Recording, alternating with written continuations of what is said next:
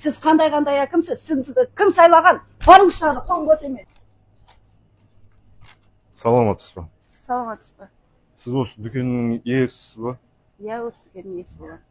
Мен Жамбыл облысында бір ауылдың әкімі едім. Маған ИП-сы бар адам керек болып тұр.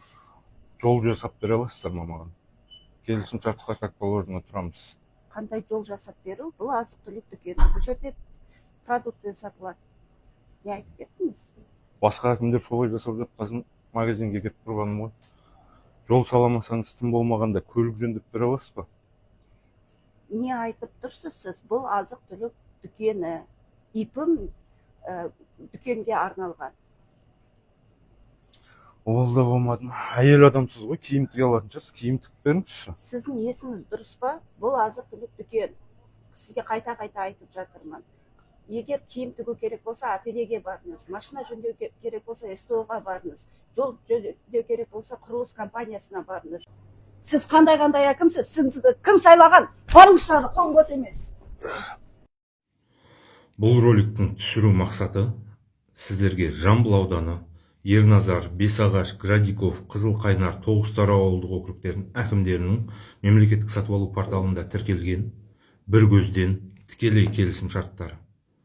Яғни, әкімдердің тараптарынан жол жөндеу, құрылыс жұмыстары, жарықтандыру, көлік жөндеу, киім тігу деген секілді бірнеше қызметтерге бір көзден азық-түлік дүкендері, базарда киім сатып атқан мердігер, ауыл шаруашылығымен айналысатын мердігер, немесе қой бағатын шопанмен тікелей келісім шарт түзген. Сонда азық-түлік дүкен иесі, немесе базарда киім сатып атқан мердігер, ауыл шаруашылығымен немесе мал бағумен айналысып жүрген мердігерге әкімдер қай оймен жүгінген жол салып береді, құрылыс жұмыстарын жүргізіп береді, көше жарықтандырып береді деп, көшені жарықтандырудың өзіне арнайы категория керек емес пе? Осы сауалымызға сұхбат барысында әкімдердің жауабының бірі, ол мердігер рейстің бастығын немесе де басқа бастықтар таниды екен. Содан кейін бір көзден келісім шарт түзуге тура келген секілді. Сонда жаңа Қазақстанымызда танысың болса, әкімдер келісім шарт түзіп, ақшаны игере беретін болған ба?